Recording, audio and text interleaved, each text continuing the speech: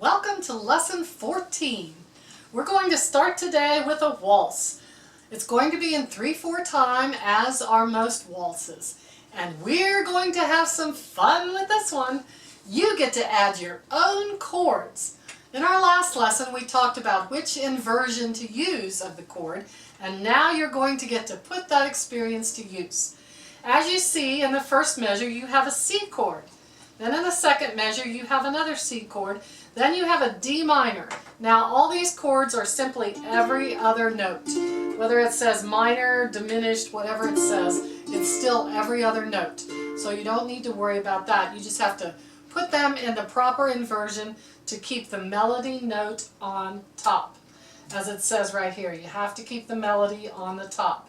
Now, you can play more than one chord in this measure if you want to. If you get the one chord, fine, and you want to add some more C chords, go ahead, because the chord doesn't change until the letter at the top of the staff says it changes. So if you want to put some more A minors in there, as I play this, I might add a few more chords in. And we'll try this together with just our right hand playing. It's a waltz I think you'll be familiar with. It's written by Brahms, and as you go through, I think it's one you will have heard before. When you get this done, then go ahead and try adding that same chord with your left hand in the same inversion that you used in your right hand, and see if you can do that. We'll play it with our left hand first together, and then we'll play it with our right hand and our left hand using that same chord that isn't even written there, and see how that works with us. So go ahead and practice that, print it out, go over it several times, as many times as you need, and then we'll play it together. Let's play the waltz together now. I'm going to give you a 1, 2, 3, 1, ready, play, very slowly.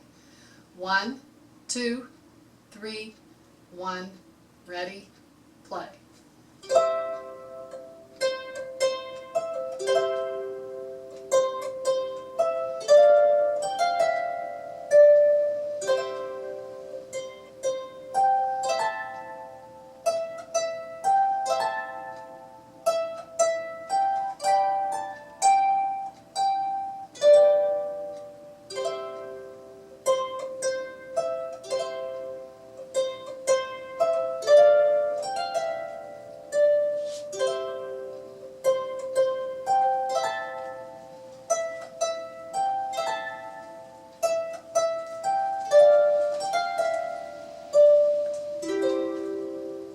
Excellent. Now we're going to play that same waltz, and I want you to double the chords, playing one just like the one on your right hand with your left hand. Okay? And we'll go very slowly. 1, 2, 3, 1, ready, play.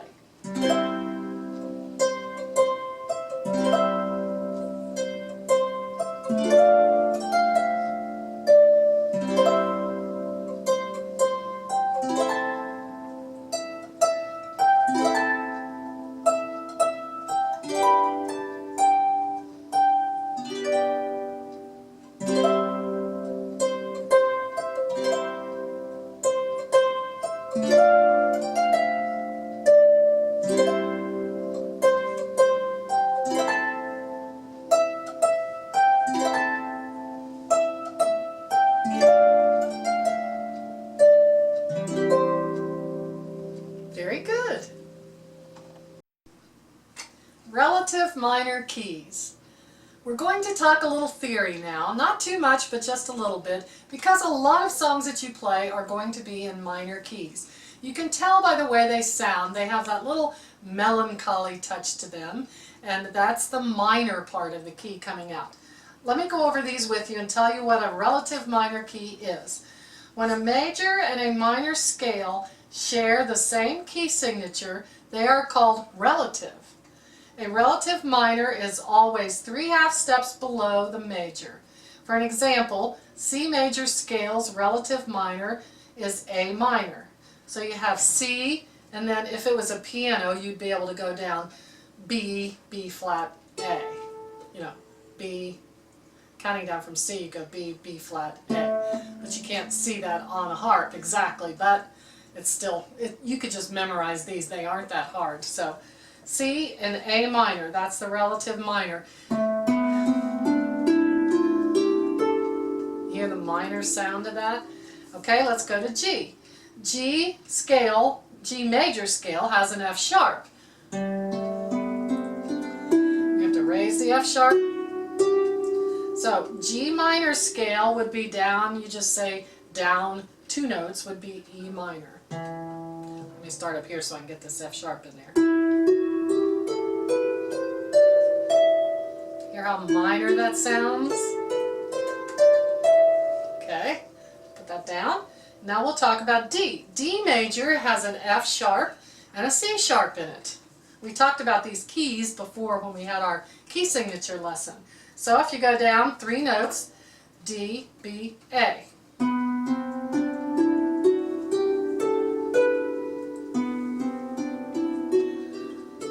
And then here's the regular D major scale. Hear the difference in those? Okay, now we're going to go to F major scale, which has a B flat. F major has a B flat. So I'm lowering my B lever, which was already on B natural, lower it and it'll be B flat. So 2 notes down, or 1, 2, 3 down from that is D, D minor. Hear that minor sound? And there you have relative minors. We're going to learn After the Storm now. This is a piece that I composed when my daughter and I were in Florida last year at the Harp Therapy Conference. I am now a certified harp therapy practitioner. It was an intensive course for a couple of years, but I made it through and now I'm certified. While we were there, we had to paint a picture of darkness to light. And so I painted a picture of a stormy night with a tree blowing into a sunny meadow with flowers and trees. And then what we didn't know at the time was that we were going to have to compose a song going from darkness to light. So I composed After the Storm, and it starts in A minor, and then it has a transition line and goes into C major. And you will notice the difference when it switches from the minor key to the major key. And that was the whole point of the exercise, to go from the darkness to the light.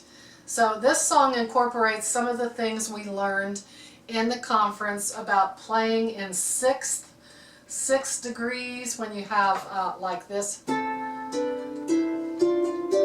when you go in an ascending sixth, it helps lift the spirits. It was a very interesting course, and I would highly recommend it if you're interested in doing harp therapy work.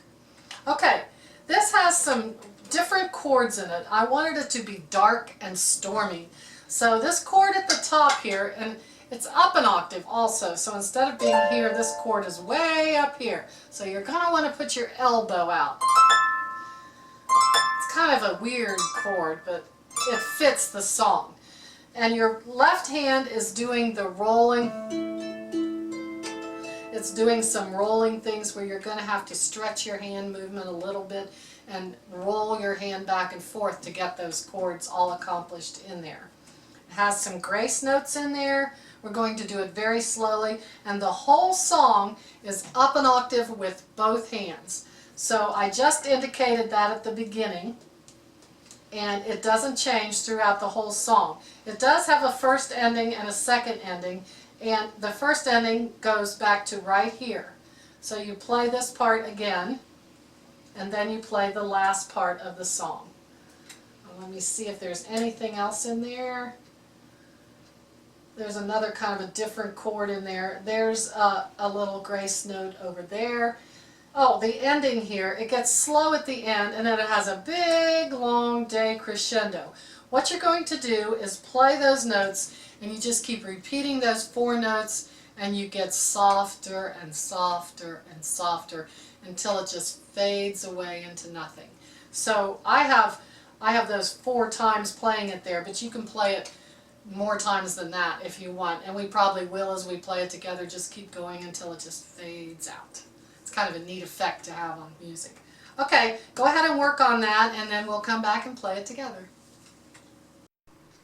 I forgot to mention the other repeat in the song. I'm kind of looking at the music sideways, so I just didn't see it. This repeat goes all the way back to the beginning, and you play that whole section over again. Then you go to the major part, C major part, play it once through the first ending, play it again, take the second ending, and fade away. Let's play After the Storm. Remember, your right hand is way up here, so get that elbow out, and your left hand is up an octave also. Okay, here we go. I'm going to give you a very slow 4, and then 1, 2, ready, play. 1, 2, 3, 4. 1, 2, ready, play.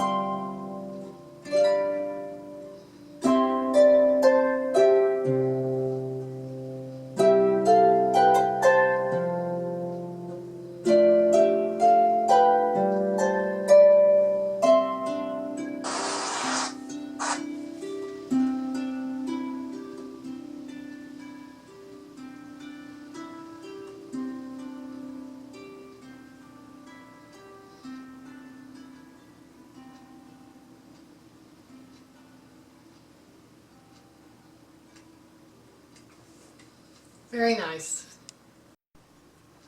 We had just returned from Florida when I decided to write my therapy book, and so I wanted a song that reminded me of the ocean and the beautiful blue water, so I wrote the Turquoise Shore. And this song is in the Aeolian mode, and it is used to calm. That mode is for calming, relieving stress and pain, and this song is also in A minor. I don't think there's anything new in it. It just employs some different techniques that we've had already. So again, just practice this song, print it out, play it till you're comfortable, practice each hand separately, and then we'll play it together. We're ready to play the Turquoise Shore together. It's in the key of A minor, and it's in 4 counts, 4/4 time. So I'm going to give us a 1, 2, 3, 4, 1, 2, ready, play. 1, 2, 3, 4, 1, 2, ready, play.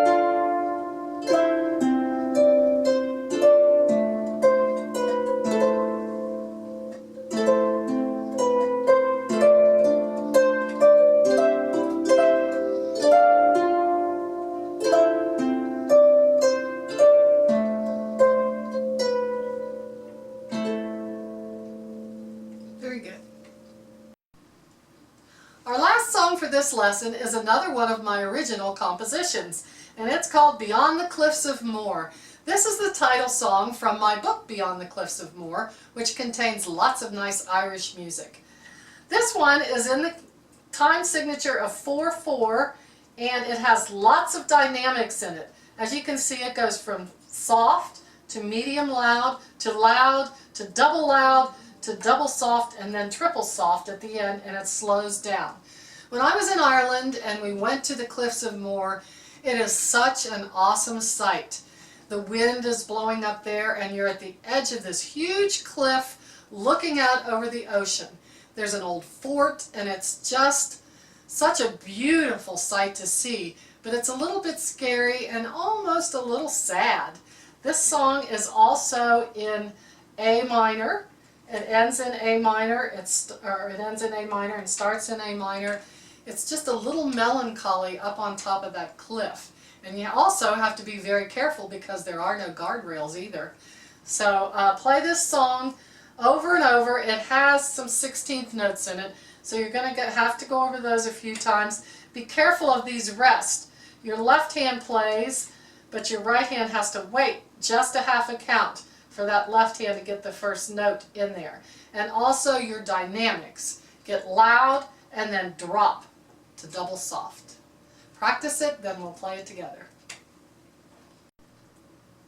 Are you ready to try Beyond the Cliffs of Moher?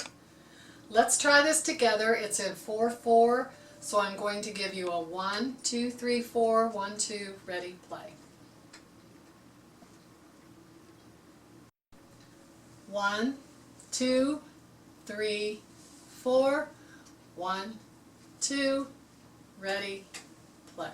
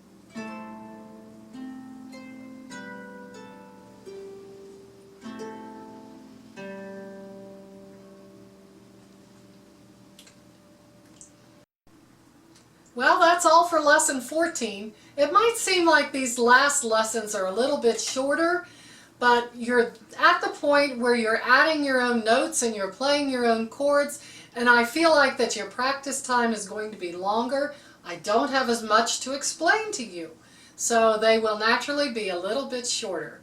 See you next time.